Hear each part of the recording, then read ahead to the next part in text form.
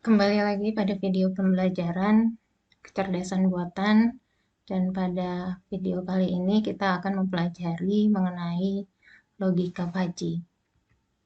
Adapun bahasan pada video pembelajaran kali ini, kita akan mempelajari apa itu logika Fuzzy, lalu alasan menggunakan logika Fuzzy. Yang ketiga ada himpunan Fuzzy, terkait nanti ada himpunan klasik dibandingkan dengan teori Fuzzy set. Yang keempat ada fungsi keanggotaan, lalu operasi himpunan sampai dengan aplikasi terkait dengan pemanfaatan logika Fuzzy. Adapun buku referensi, ada beberapa buku yang dapat kalian pelajari dari referensi buku berikut. Kita akan membahas pertama terkait dengan logika Fuzzy. Logika Fuzzy pertama kali ini dikembangkan oleh Lotfi Ajadeh, di mana beliau seorang ilmuwan Amerika Serikat berkebangsaan Iran yang berasal dari Universitas California di Berkeley, di mana melalui tulisannya pada tahun 1965 tentang teori himpunan Fuzzy. Teori Fuzzy set merupakan pengembangan dari teori set atau biasa, atau yang biasa disebut sebagai crispy set. Yang berarti Fuzzy ini artinya tidak jelas atau kabur, sedangkan crispy berarti jelas. Logika Fuzzy umumnya diterapkan pada masalah-masalah yang mengandung unsur ketidakpastian atau uncertainty, lalu ketidaktepatan, imprecis, noisy, dan sebagainya. Dan dalam teori logika Fuzzy, suatu nilai bisa bernilai benar dan salah itu secara bersamaan, jadi tidak hanya dua pilihan itu benar atau salah, tapi benar dan salah ini secara bersamaan bisa. Namun berapa besar kebenaran dan kesalahan suatu nilai itu tergantung pada bobot keanggotaan atau biasa disebut sebagai derajat keanggotaan yang dimilikinya. Penalaran yang dilakukan dalam logika Fuzzy ini menyerupai penalaran manusia, di mana pendekatan ini mirip dengan bagaimana manusia melakukan penalaran dalam hal pengambilan keputusan, dan itu melibatkan semua kemungkinan antara ya atau tidak. Kita akan lihat contoh-contoh masalah yang mengandung ketidakpastian. Itu contoh yang pertama, seseorang bisa dikatakan tinggi itu jika tinggi badannya lebih dari 1,7 meter. Nah, tapi bagaimana dengan orang yang mempunyai tinggi badan itu mendekati 1,7 meter? Misalnya 1,6999 meter atau 1,65 meter. Apakah termasuk kategori orang tinggi? Nah, menurut persepsi manusia, orang yang mempunyai tinggi badan sekitar 1,7, dalam artian di sini jika disebut sebagai sekitar, bisa dikatakan kurang lebih tinggi atau agak tinggi. Nah, untuk contoh yang kedua, ini terkait dengan kecepatan pelan. Jadi didefinisikan di bawah 20 km per jam. Itu disebut kecepatannya pelan. Nah, bagaimana dengan kecepatan 20,001 km per jam? Apakah masih dapat dikatakan pelan? Nah, manusia mungkin mengatakan bahwa kecepatan 20,001 km per jam itu agak pelan. Nah, jadi ketidakpastian dalam kasus-kasus ini disebabkan oleh kaburnya pengertian agak, lalu ada pengertian kurang lebih, sedikit, atau mungkin sebagainya. Nah, kita akan bandingkan antara Fuzzy dengan yang namanya crispy. Jadi tadi terkait dengan crispy ini adalah logika yang biasanya kita lakukan. Nah, di mana Misalkan ada pertanyaan, apakah hari ini akan turun hujan? Nah, mungkin ada jawaban yang menyatakan ya atau tidak. Nah, ya ini untuk nilai 1, tidak 0. Nah, ini disebut sebagai logika boolean atau crispy set. Jadi hanya 0 dan 1. Nah, sekarang kita lihat dengan jawaban yang menyatakan ada beberapa kemungkinan. Jadi misalkan di sini ada pertanyaan yang sama, apakah hari ini akan turun hujan? Nah, maka ada kemungkinan 3 jawaban, yaitu kemungkinan besar ya. Nah, ada nilai 0,90, lalu ada yang menyatakan mungkin dengan nilai 0,35, dan ada yang menyatakan kemungkinan kecil 0,10, atau mungkin ada jawaban yang lainnya. Nah, ini bisa kita kategorikan dengan namanya logika fuzzy. Nah, jadi di mana pada logika fuzzy ini ada rentang nilai, di mana rentang nilainya itu adalah 0 sampai dengan 1. Nah, jadi apakah itu 0,65 atau 0,5 atau 0,98. Nah, jadi ada rentang nilai 0 sampai dengan 1. Nah, ini yang disebut sebagai logika fuzzy. Nah, sedangkan logika biasa ini atau logika boolean atau biasa disebut crispy set. Nah, ini hanya 2 jawaban antara ya atau tidak. Jadi untuk nilainya antara 1 dan 0.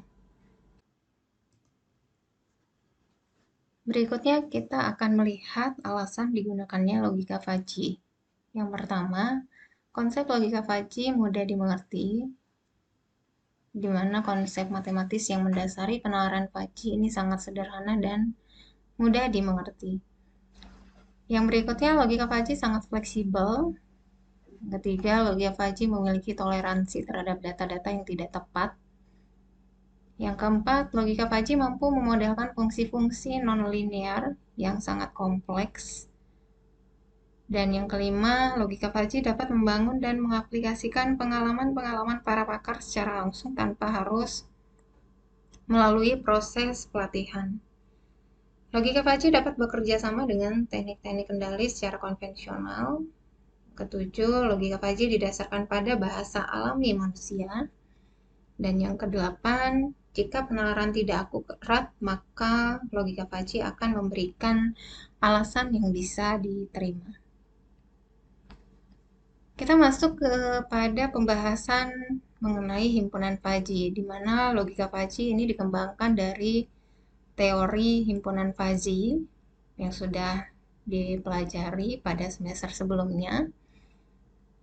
Himpunan klasik yang telah dipelajari selama ini itu disebut sebagai himpunan tegas atau jelas, atau biasa disebut crispy set, di mana nilai keanggotaan suatu item X dan suatu himpunan A memiliki 2 kemungkinan tadi, yaitu 1 dan 0. 1 ini artinya X merupakan anggota A. Ini biasa dilambangkan seperti ini, yang dibaca sebagai X itu elemen dari A, atau X anggota dari himpunan A. Dan 0 ini artinya X bukan anggota A. Maka bisa kita tuliskan sebagai X itu bukan anggota dari himpunan A. Di dalam himpunan tegas, keanggotaan suatu unsur di dalam himpunan itu dinyatakan secara tegas. Apakah objek tersebut anggota himpunan atau bukan? Untuk sembarang himpunan A, jadi ada contoh di sini. Ada sembarang himpunan A, sebuah unsur X adalah anggota himpunan apabila X terdapat atau terdefinisi di dalam A. Jadi katakanlah contoh di sini ada himpunan A yang terdiri dari 0, 4, 7, 8, 11. Maka kita dapat nyatakan 7 itu himpunan dari A atau anggota dari A atau elemen dari A. Jadi 7 ini merupakan anggota atau elemen dari himpunan A. Nah, tetapi 5, karena 5 tidak ada di dalam himpunan A, maka bisa kita nyatakan sebagai 5 itu bukan elemen atau anggota dari himpunan A. Fungsi karakteristik dilambangkan dengan C, mendefinisikan apakah suatu unsur dari semesta pembicaraan merupakan anggota suatu himpunan atau bukan. Bernilai 1 jika X ini merupakan elemen atau anggota dari himpunan A, dan bernilai 0 jika X bukan anggota atau bukan elemen dari himpunan A. Misalkan di sini X terdiri dari 1, 2, 3, 4, 5, 6, dan A ini adalah sub himpunan dari X, yang dalam hal ini A terdiri dari 1, 2, 5. Maka kita menyatakan A sebagai 1 di sini X itu adalah elemen dari himpunan A, maka akan bernilai 1. Maka kita bisa menuliskan 1,1. 2 ini elemen atau anggota dari himpunan A, karena di sini angka 2 ada. Nah, karena X itu atau 2 elemen atau anggota dari A, maka akan bernilai 1, kita menuliskan 2,1. Nah, sekarang kita lihat yang 3. Nah, 3 di sini, di A tidak ada, maka 3 itu bukan elemen dari himpunan A. Karena di himpunan A, angka 3 tidak ada, maka akan bernilai 0. Dan kita bisa menuliskan seperti ini, 3,0. Dan seterusnya, 4 ini tidak ada di himpunan A, maka 4 ini bukan elemen dari A. Kita menuliskan 4,0. Nah, kita lihat ya angka 5. 5 ini elemen atau anggota dari A. Maka akan bernilai 1.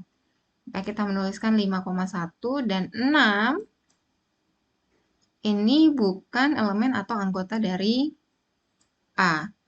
Jadi kita bisa menuliskan 6,0. Jadi seperti itu untuk menyatakan A apakah merupakan suatu himpunan atau bukan.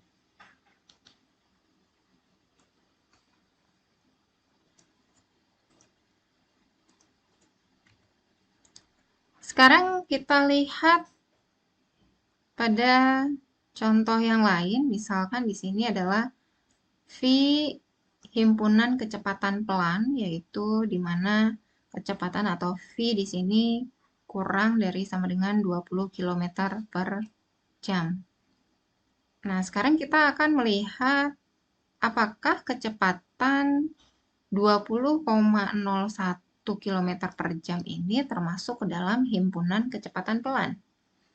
Nah, jadi menurut himpunan tegas atau crispy, bahwa 20,01 km per jam ini yang pasti bukan elemen atau anggota dari V. Karena jelas di sini 20,01. Sedangkan batasnya sampai dengan 20 km per jam. Jadi lebih dari 20 km per jam maka dinyatakan bukan anggota dari V.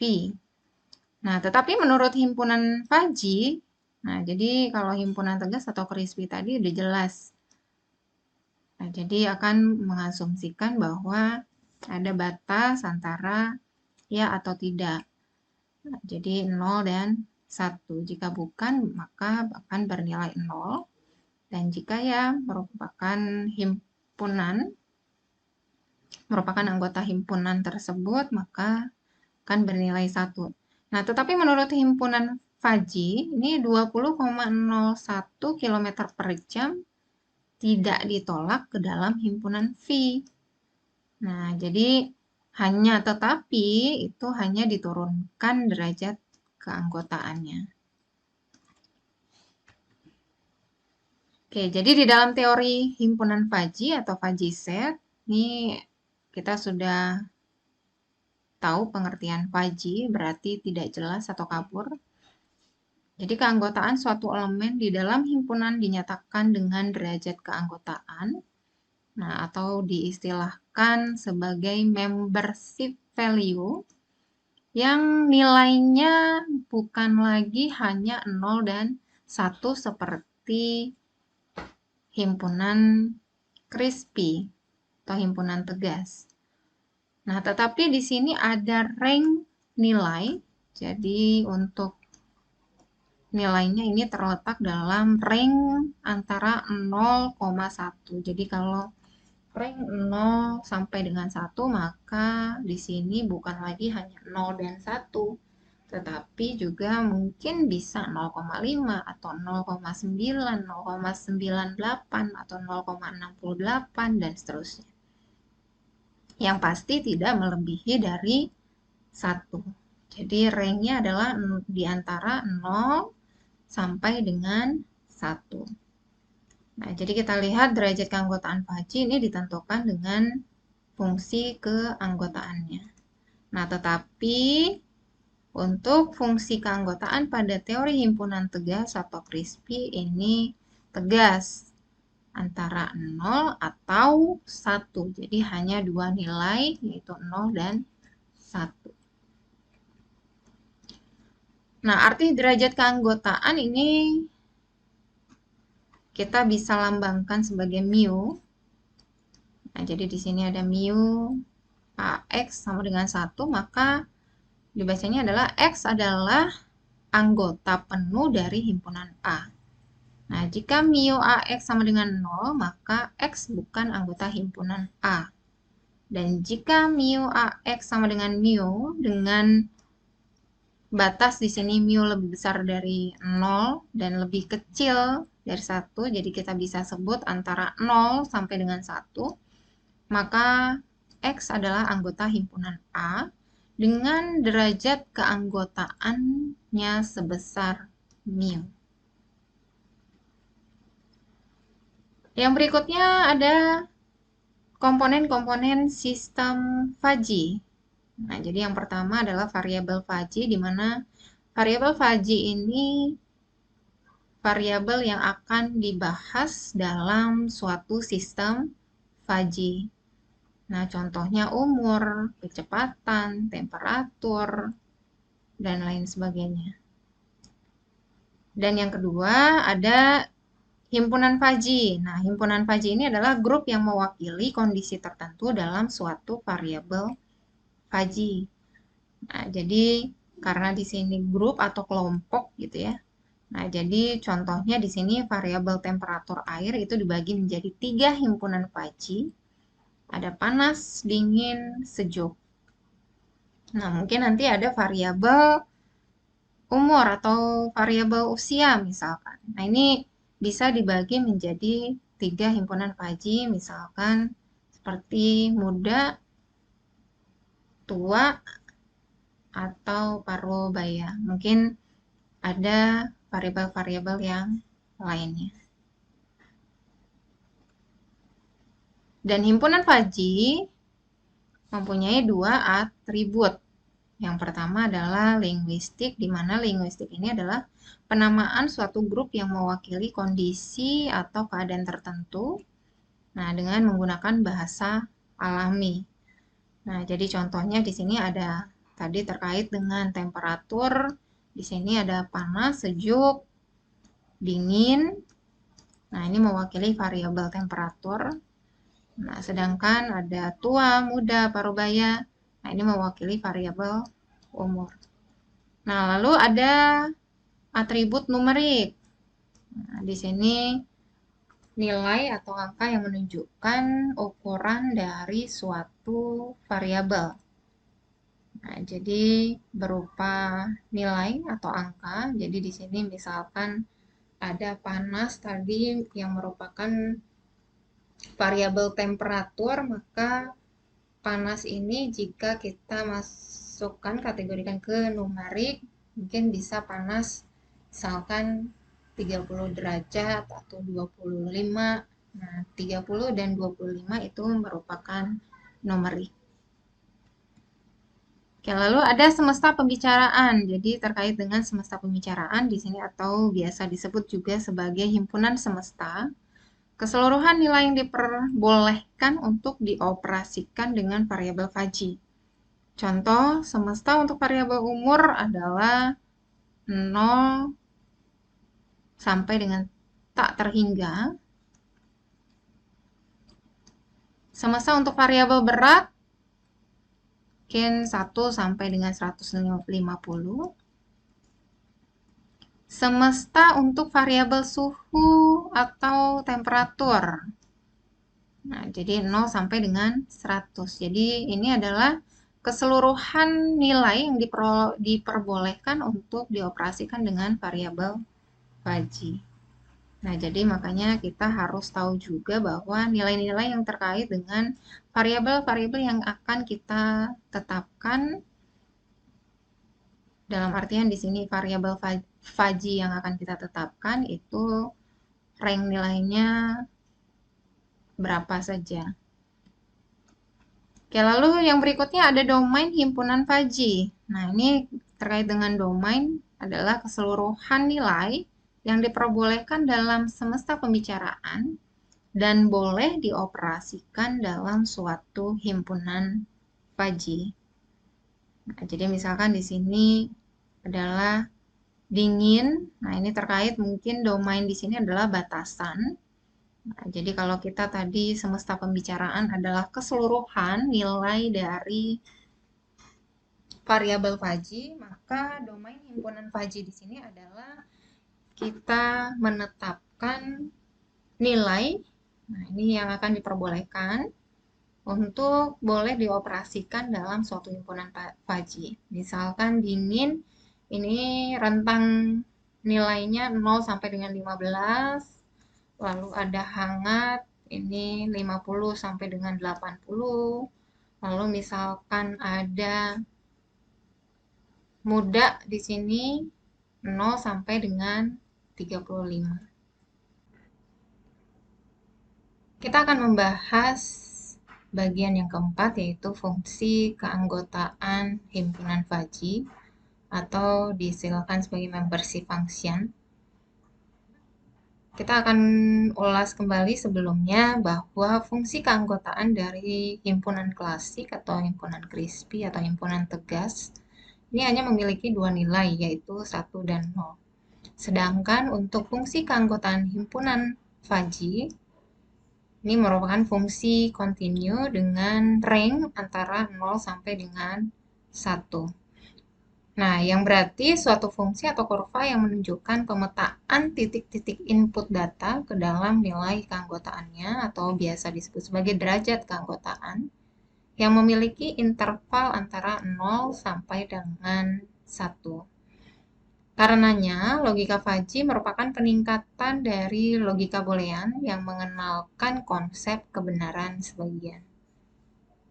Dan untuk derajat keanggotaan sebuah variabel X ini dilambangkan dengan simbol mu X. Untuk fungsi keanggotaan himpunan Faji ini ada beberapa yang bisa digunakan.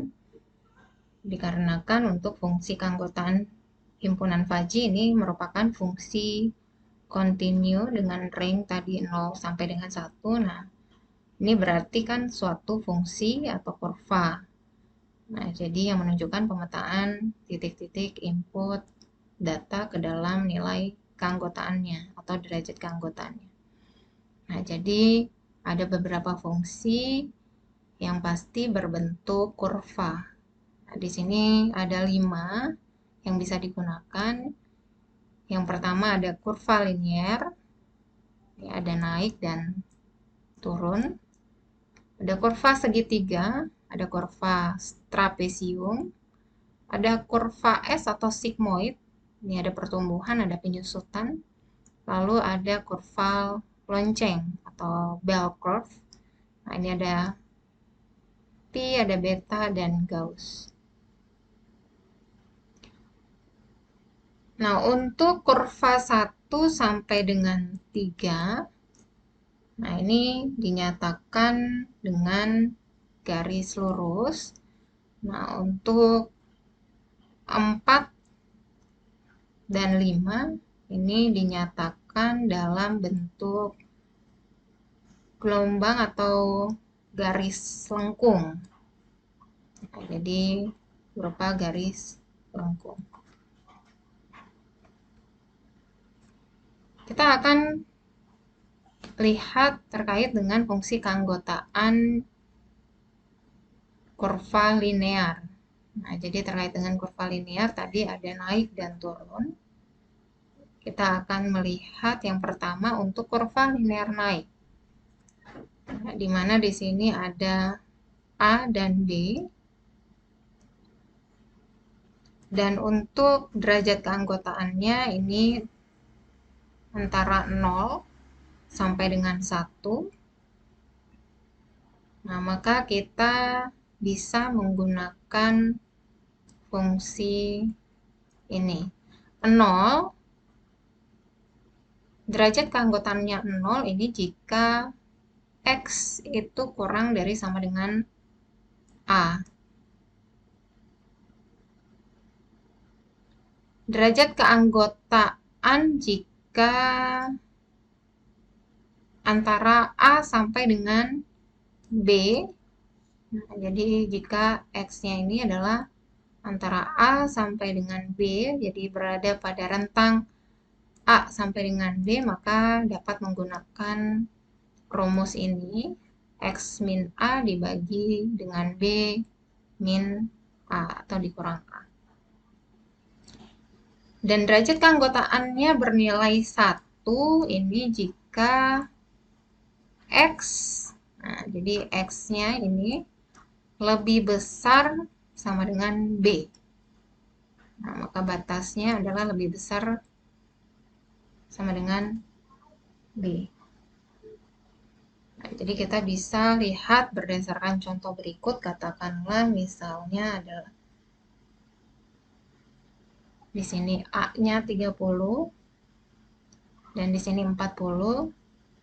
Jadi di sini misalkan kita anggap saja di sini untuk temperatur atau mungkin bisa umur atau usia. Nah, kita anggap saja di sini umur atau usia.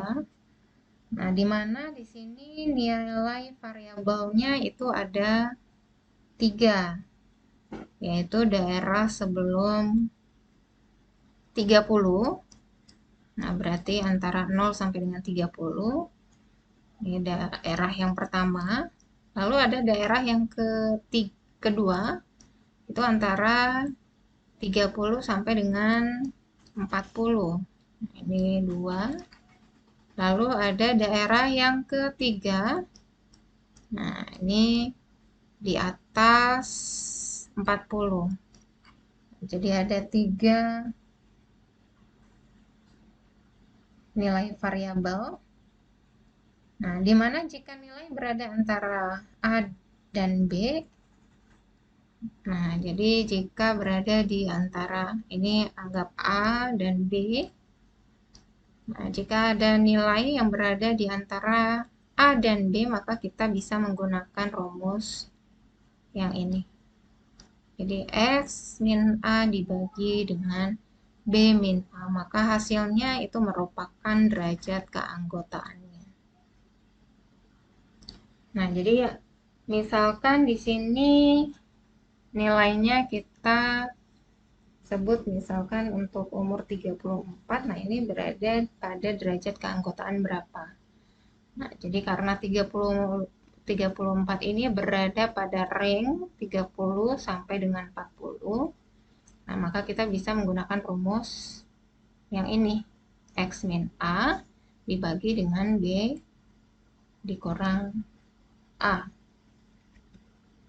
Oke, maka kita hitung akan didapat derajat keanggotaannya 0,4. Nah, jika kita lihat pada kurva, maka untuk 34 ini akan berada pada titik 0,4. Jadi untuk derajat keanggotaannya sebesar 0,4. Nah, sekarang bagaimana jika umur itu sama dengan 15? Nah, kita lihat di sini bahwa 15 itu adalah berada pada range 0 sampai dengan 30, yang dimana ini daerah yang pertama.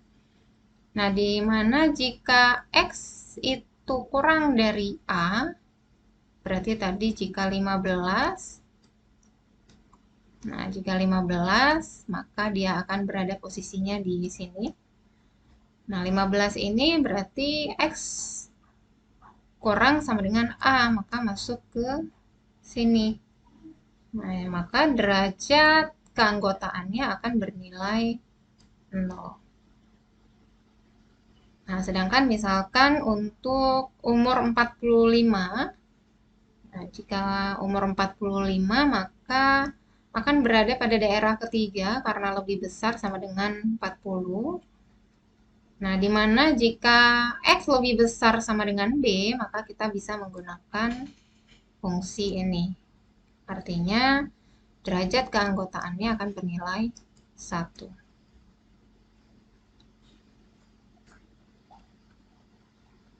Nah, sekarang untuk fungsi keanggotaan terkait dengan kurva linear turun. Karena linear turun, maka grafiknya seperti ini. Ini juga berada pada 3 daerah, di mana bisa jadi X-nya kurang dari sama dengan A. Nah, maka kita bisa nyatakan derajat keanggotaannya akan bernilai 1. Jika berada pada rentang nilai A sampai dengan B, maka kita bisa menggunakan fungsi ini untuk menyatakan derajat keanggotaannya. Jika X lebih besar sama dengan B, maka kita dapat menggunakan fungsi ini yang menyatakan bahwa derajat keanggotaannya bernilai 0. Nah, ini sama, jadi derajat keanggotaannya pasti akan bernilai 0 sampai dengan, hanya bernilai 0 sampai dengan 1. Jadi tidak mungkin lebih dari 1. Jadi logika Fajri yang perlu kita ingat adalah untuk derajat keanggotaannya selalu berada pada range atau nilai antara 0 sampai dengan 1. Ini yang menyatakan derajat keanggotaan. Jadi di sini adalah sumbu derajat keanggotaan 0 sampai dengan 1. Lalu ada sumbu X yang menyatakan nilai A sampai dengan A dan B, yang menyatakan bahwa ini adalah X yang akan kita cari derajat keanggotaannya. Nah, kita masih menggunakan asumsi umur tadi atau usia, di mana jika misalkan katakanlah usianya tadi 34, ini terkait dengan kurva linear turun. Nah, jadi kita dapat menggunakan fungsi yang ini, di mana 34 ini berada pada range 30 sampai dengan 40. Maka kita hitung menggunakan rumus B dikurang X, lalu dibagi B dikurang A. Maka kita hitung, akan dapat derajat keanggotaannya 0,6. Jika kita gambarkan dalam kurva, maka 0,6 ini berada pada titik ini. Nah, jadi kalau kita lihat di sini, tadi untuk linear naik, nah dengan linear turun, jadi daerahnya terlihat terkait dengan kenaikan dan penurunannya. Jadi untuk menyatakan derajat keanggotaannya kita bisa menggunakan masing-masing fungsi yang ada, apakah turun atau naik. Yang kedua, kurva segitiga. Nah, jadi terkait dengan kurva segitiga di sini, ini merupakan gabungan dari sebenarnya kurva linear naik dan turun. Nah, jadi gabungan dari kurva linear naik dan turun ini jika digabungkan, maka akan menjadi kurva segitiga. Jadi kita lihat di sini adalah daerah yang sebelah sini adalah kurva naik, sedangkan daerah sebelah sini adalah kurva linear turun. Jadi jika digabungkan ini menjadi kurva segitiga. Nah, jadi di mana di sini daerahnya ada 3, 4 gitu ya. Nah, jadi di mana yang pertama adalah X kurang dari sama dengan A. Nah, maka derajat keanggotaannya 0. Nah, jika X lebih besar sama dengan C, maka derajat keanggotaannya juga bernilai 0. Nah, jadi untuk derajat keanggotaan yang bernilai 0 ini ada 2, di mana X kurang dari sama dengan A dan atau X lebih besar sama dengan C. Nah, ini jadi gabungan antara tadi kurva linear naik dan turun. Lalu antara A dan B. Nah, jadi kita bisa menggunakan rumus yang ini, di mana X dikurang A dibagi B kurang A. Sedangkan jika nilai berada pada range D sampai dengan C, maka kita bisa menggunakan rumus ini. B dikurang X dibagi C dikurang B. Nah, kita masih menggunakan sekarang misalkan temperatur. Nah, jadi di mana di sini untuk temperatur. Nah, kita akan melihat misalkan di sini kita akan menentukan derajat keanggotaan 25. Nah, jadi pada himpunan temperatur misalkan. Nah, kita lihat 25 itu berada pada range, tadi katakanlah di sini adalah A, lalu di sini B, dan di sini C. Maka 25 ini berada pada range A sampai dengan B. Nah, jika berada pada range antara A sampai dengan B, maka kita menggunakan rumus yang ini. Nah, maka kita bisa hitung bahwa derajat keanggotaan untuk temperatur 25, nah ini sebesar 0,75. Jika kita gambarkan pada kurva, maka berada di sini. Jadi masih di dalam segitiga. Jadi itu untuk menentukan derajat keanggotaan di dalam kurva segitiga. Nah, selebihnya sama jika misalkan temperaturnya di atas 40, katakanlah misalkan sampai 42. Nah, jadi 42 ini ada berada di sini, artinya ini lebih besar sama dengan C. Nah, X lebih besar sama dengan C, maka derajat keanggotaannya akan bernilai 0. Nah, jadi cara menentukannya seperti itu. Yang ketiga, kurva trapesium. Nah, jadi diagramnya atau kurvanya akan berbentuk trapesium seperti ini, di mana tetap untuk derajat keanggotaannya hanya pada rentang nilai 0 sampai dengan 1.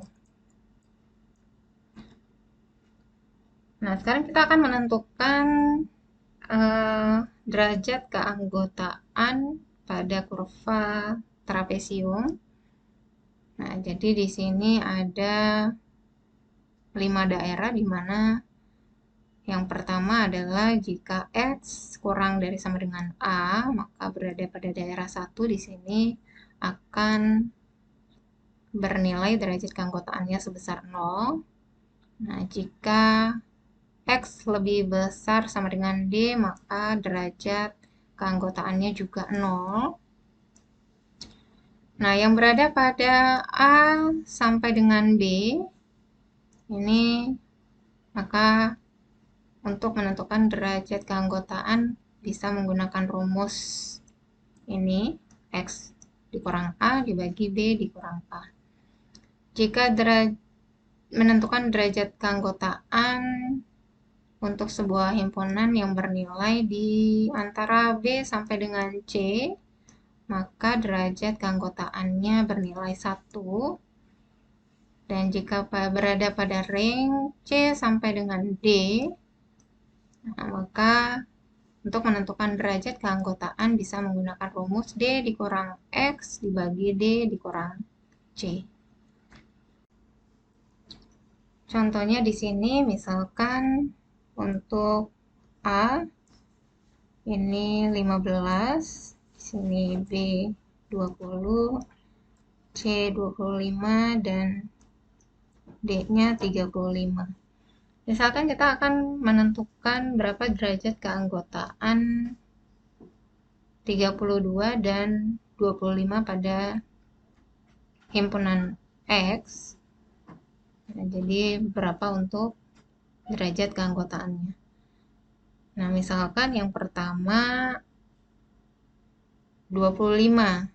Nah, kita bisa dilihat pada kurva di sini bahwa jika bernilai 25, maka derajat keanggotaannya pasti bernilai 1. Nah, jadi kalau kita melihat dengan kurva di sini, kita bisa langsung menentukan derajat keanggotaannya. Nah, atau melihat berdasarkan fungsi yang ada pada kurva trapesium. Nah, misalkan 25 itu adalah masuk pada range C sampai dengan D, maka kita bisa hitung menggunakan rumus yang ini. Jadi D dikurang X dibagi D dikurang C. Nah, untuk derajat keanggotaan pada, katakan di sini misalkan temperatur 32. Nah, 32 ini berada pada range 25 sampai dengan 35. Nah, jadi karena berada pada range C sampai dengan D, maka kita bisa menggunakan rumus yang ini untuk menghitungnya.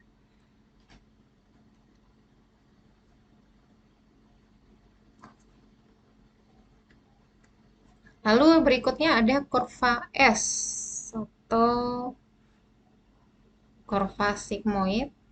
Nah, di mana di sini sigmoid adalah mencerminkan kenaikan secara tidak linear. Nah, jadi untuk kurva S atau sigmoid di sini ada sigmoid pertumbuhan dan ada sigmoid penyusutan. Kita akan pelajari terkait dengan sigmoid pertumbuhan.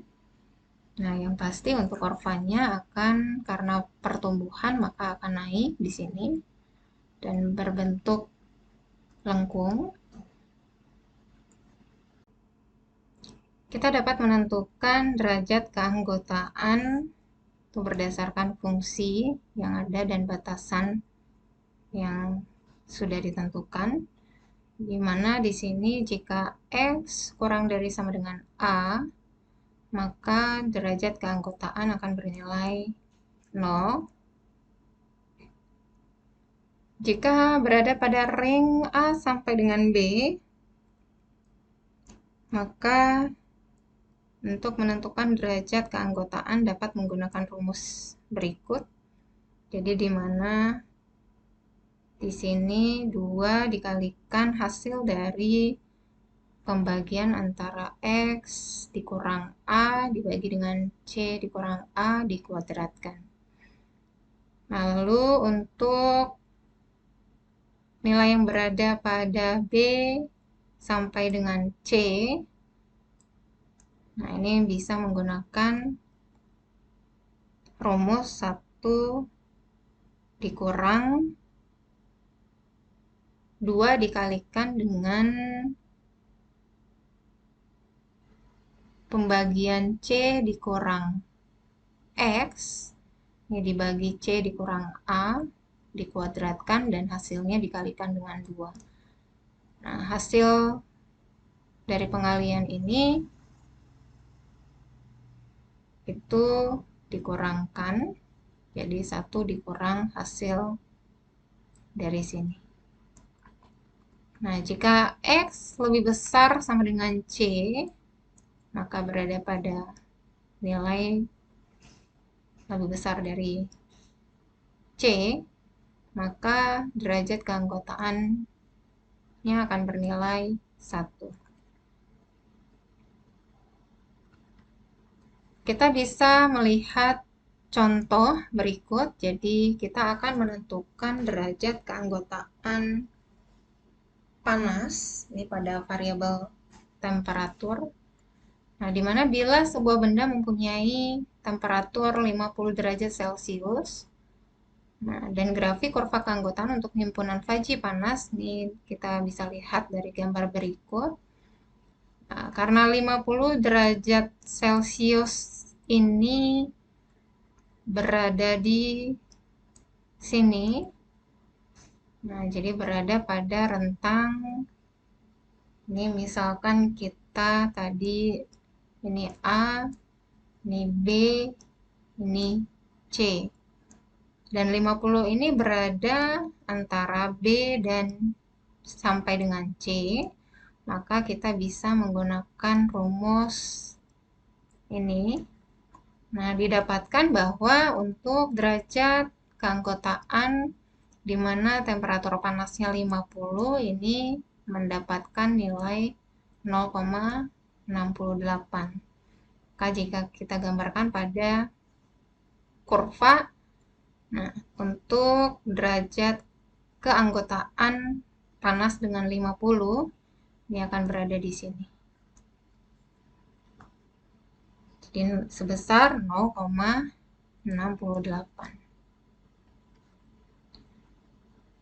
Berikutnya untuk kurva S sigmoid penyusutan. Nah, di sini adalah kalau tadi sigmoid pertumbuhan adalah terkait dengan penaikan. Nah, kalau penyusutan ini mencerminkan penurunan secara tidak linear. Ini terlihat pada kurva lengkung yang menurun. Nah, jadi kita bisa lihat di sini jika X kurang dari A, akan berada di sini, itu derajat keanggotaannya akan bernilai 1.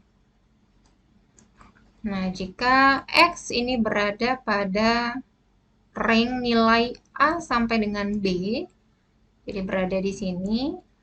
Nah, ini kita dapat menggunakan rumus ini. Jika X berada pada ring D sampai dengan C, maka kita bisa menggunakan rumus ini. Dan jika X lebih besar sama dengan C, maka untuk derajat keanggotaannya ini sama dengan 0. Ini contohnya, misalkan kita masih panas, jadi mempunyai temperatur 37 derajat Celcius. Nah, ini kita akan menentukan berapa derajat keanggotaan panas yang temperaturnya 30 derajat Celcius. Nah, jadi grafik kurva keanggotaan untuk himpunan Paji Panas ini dapat dilihat pada gambar berikut.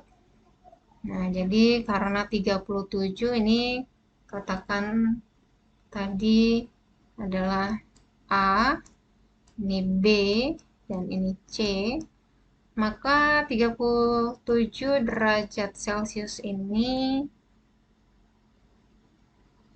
berada antara B sampai dengan C. Nah, kita bisa lihat berdasarkan fungsi derajat keanggotaan untuk menentukan derajat keanggotaan. Nah, fungsinya berada di sini. Jadi di mana antara B sampai dengan C. Nah, kita bisa menggunakan rumus ini. Jadi C dikurang X, C dikurang X dibagi dengan C dikurang A, ini dikuadratkan, lalu dikalikan dengan 2. Nah, maka didapatkan hasilnya 0,376. Nah, jadi 0,376 ini berada di sini. Jadi, itu cara menentukan derajat keanggotaan untuk kurva sigmoid penyusutan.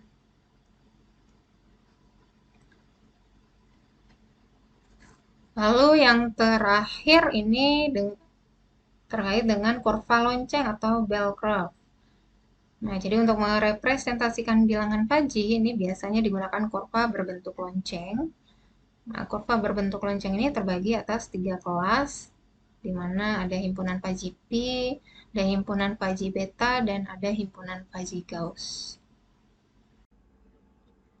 Yang pertama, ini kurva Pi, di mana kurva Pi ini merupakan gabungan dari kurva sigmoid pertumbuhan dan kurva sigmoid penyusutan. Di mana untuk kurva sigmoid pertumbuhan ada pada daerah berikut dan kurva sigmoid penyusutan ada di area ini. Dan untuk menentukan derajat keanggotaan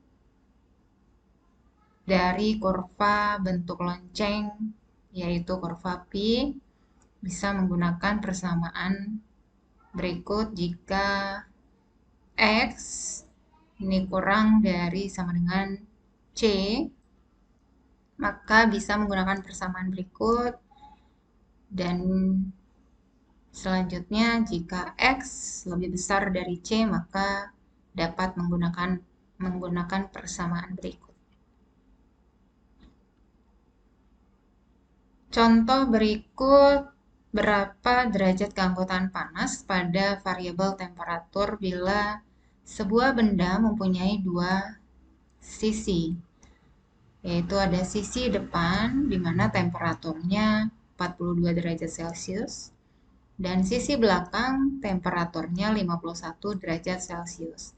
Maka derajat keanggotaan dari panas yaitu 42 derajat Celcius dapat menggunakan persamaan yang kedua. Dan untuk menentukan derajat keanggotaan dengan panas 51 dapat menggunakan persamaan yang pertama. Maka akan didapatkan derajat keanggotaan dengan panas 42 derajat Celcius yaitu 0,82 dan derajat keanggotaan panas dengan 51 derajat Celcius didapatkan nilai 0,32.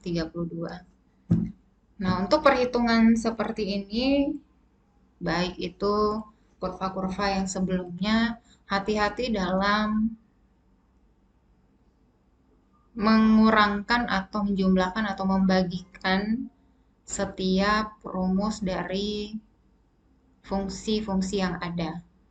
Nah, perlu ketelitian untuk perhitungannya agar tepat dalam menentukan derajat keanggotaan yang ada.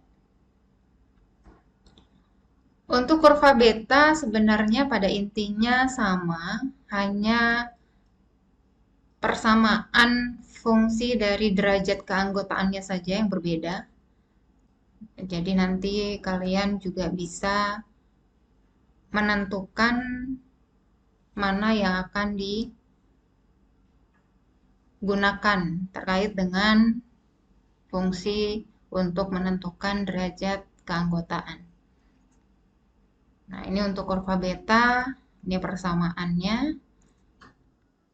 Nah, jadi berdasarkan contoh berikut, kita diminta untuk berapa derajat keanggotaan panas pada variabel temperatur bila sebuah benda sama mempunyai dua sisi, yaitu di mana sisi depan temperaturnya 42 derajat Celcius dan sisi belakang temperaturnya 51 derajat Celcius. Maka dapat menggunakan dari kedua temperatur yang ada, baik itu dari sisi depan maupun sisi belakang, ini menggunakan persamaan yang sama, yaitu persamaan untuk kurva beta. Begitu juga dengan Gauss, jadi pada kurva pi dan kurva beta ini menggunakan dua parameter, nah, tetapi untuk kurva Gauss ini menggunakan C untuk menunjukkan nilai domain pada pusat kurva dan L nilai bar kurva. Nah, dapat menggunakan persamaan berikut ini. Pembahasan yang kelima ini terkait dengan operasi pada himpunan Fajy, di mana operasi logika adalah operasi yang mengkombinasikan dan memodifikasi dua atau lebih himpunan Fajy.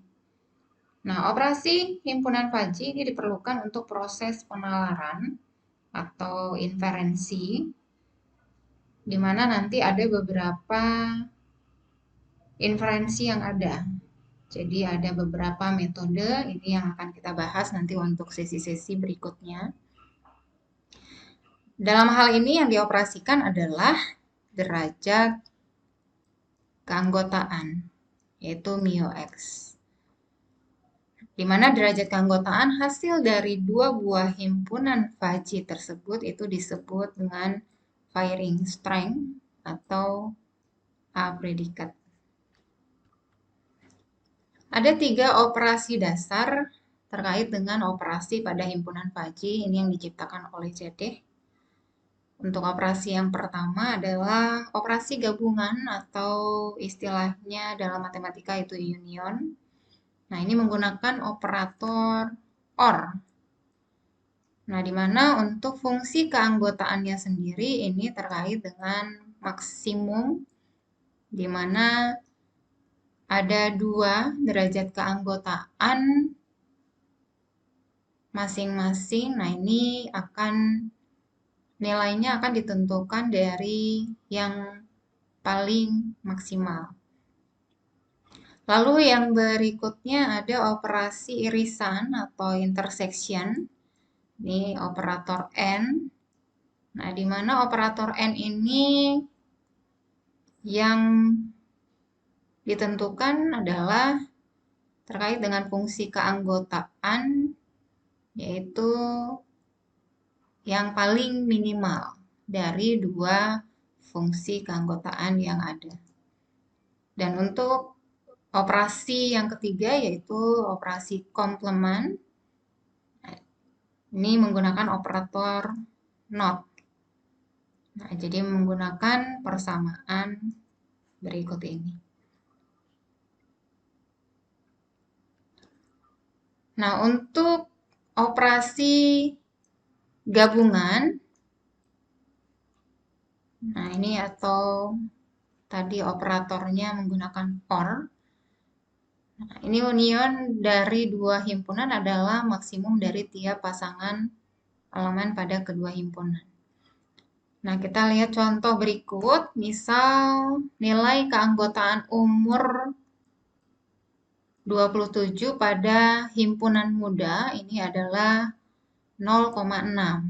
Kita bisa tuliskan seperti ini. Dan nilai keanggotaan 2 juta ini pada himpunan penghasilan tinggi. Nah, jadi kita bisa tuliskan seperti ini, di mana derajat keanggotaan dari gaji tinggi itu 2 juta sebesar 0,8 untuk nilai keanggotaannya. Maka, predikat untuk usia muda atau berpenghasilan tinggi adalah nilai keanggotaan maksimum. Nah, jadi karena di sini OR, jadi menggunakan OR, maka yang diambil adalah nilai keanggotaan yang paling maksimum. Nah, jadi tadi untuk himpunan muda dengan umur 27 sebesar 0,6, dan untuk himpunan berpenghasilan tinggi 2 juta itu sebesar nilai keanggotaannya 0,8, maka yang akan diambil adalah nilai keanggotaan yang paling maksimum. Nah, jadi tentu di sini yang paling maksimum adalah 0,8. Untuk contoh terkait operasi irisan atau intersection, ini menggunakan operator N, di mana fungsi intersection bisa dilambangkan seperti ini, yang merupakan irisan dari dua himpunan faji itu adalah minimum. Jadi dari tiap pasang elemen pada kedua himpunan. Nah, jadi dengan contoh yang sama, jadi di sini kita akan menentukan nilai keanggotaan minimum. Nah, jadi minimum dari nilai keanggotaan, dua nilai keanggotaan yang ada, yaitu tadi 0,6 dan 0,8, maka nilai minimumnya adalah 0,6. Untuk komplement atau operator not di sini berhubungan dengan operasi komplement pada himpunan. Jadi ya, predikat diperoleh dengan mengurangkan nilai keanggotaan elemennya itu pada himpunan dari 1. Jadi tadi ya rumusnya itu 1 dikurangi dengan nilai derajat keanggotaan dari himpunan. Nah, jadi misalkan di sini nilai keanggotaan tadi umur 27 pada himpunan muda itu nilainya 0,6, maka predikat untuk usia tidak muda adalah 1 dikurangi 0,6, maka didapatkan nilai keanggotaan atau derajat keanggotaannya 0,4. Oke, ini contoh yang lain. Di sini ada misalkan nilai keanggotaan temperatur 45 derajat Celcius pada himpunan panas adalah sebesar 0,6 dan nilai keanggotaan 50 pieces per hari pada himpunan produksi naik itu sebesar 0,3. Maka predikat untuk temperatur tersebut seperti apa? Nah, jika kita menggunakan OR, nah maka yang diambil adalah nilai keanggotaan yang maksimum. Jadi antara 0,6 dengan 0,3 maka maksimumnya 0,6. Jika N, maka yang diambil adalah nilai keanggotaan yang paling minimum. Maka yang diambil adalah 0,3. Dan untuk komplement ini 1 dikurangi 0,6. Karena terkait dengan temperatur, maka yang diambil adalah 0,6. maka 1 dikurangi 0,6 itu sebesar 0,4. Pembahasan yang ke-6 mengenai aplikasi yang memanfaatkan logika Fuzzy. Jadi yang pertama pada tahun 1990 ini pertama kali dibuat mesin cuci dengan logika Fuzzy di Jepang yang diproduksi oleh Electric Industrial Company. Di sini sistem Fuzzy digunakan untuk menentukan putaran yang tepat secara otomatis berdasarkan jenis dan banyaknya kotoran serta jumlah yang akan dicuci. Nah, jadi di sini input yang digunakannya adalah seberapa kotor, lalu yang berikutnya jenis kotoran, dan banyaknya yang dicuci. Mesin ini menggunakan sensor optik, mengeluarkan cahaya ke air dan mengukur bagaimana cahaya tersebut sampai ke ujung lainnya. Jadi, semakin kotor maka sinar yang sampai itu makin redup. Di samping itu, sistem juga dapat menentukan jenis kotoran. Misalkan ada daki atau minyak. Lalu yang berikutnya, aplikasi yang berikutnya ada transmisi otomatis pada mobil. Nah, di sini yang menggunakan adalah mobil Nissan. Ini menggunakan sistem Fuzzy pada transmisi otomatis dan mampu menghemat bensin sebesar 12 sampai dengan 17%. Aplikasi yang berikut, kereta bawah tanah, Sendai ini mengontrol pemberhentian otomatis. Nah, terkait dengan aplikasi, jadi Fuzzy Logic ini sudah diterapkan pada banyak bidang, itu baik di ilmu kedokteran, manajemen keputusan, ekonomi, klasifikasi pola, psikologi, ilmu lingkungan, teknik, riset operasi, dan masih banyak bidang yang lainnya. Jadi mulai dari teori kendali hingga kecerdasan buatan. Nah, misalkan di ilmu kedokteran dan biologi, nah itu ada sistem diagnosis yang didasarkan pada logika Fuzzy. Ini terkait dengan penelitian kanker, manipulasi peralatan protestik yang didasarkan pada logika Fuzzy. Di ilmu lingkungan, nah ini seperti kendali kualitas air, prediksi cuaca, dan lainnya. Di bidang teknik, ini seperti perancangan jaringan komputer, prediksi adanya gempa bumi, dan masih banyak yang lain. Nah, di bidang bisnis, ini mengenai sistem pendukung pengambilan keputusan. Di keuangan, ini kontrol transfer catatan bank, prediksi pasar saham, dan di bidang dirgantara atau aerospace, ini terkait dengan kontrol ketinggian satelit. Jadi begitu banyak bidang yang sudah memanfaatkan Fuzzy Logic ini atau logika Fuzzy. Sekian materi kita kali ini mengenai pengantar dari logika Fuzzy, di mana penting untuk kalian mengulang kembali pembahasan atau materi mengenai pengantar logika Fuzzy ini, khususnya terkait dengan fungsi keanggotaan dan operasi himpunan Fuzzy yang nantinya menjadi bahan untuk masuk ke pembahasan selanjutnya, yaitu mengenai sistem inferensi logika Fuzzy di minggu berikutnya. Sekian untuk pembahasan kali ini.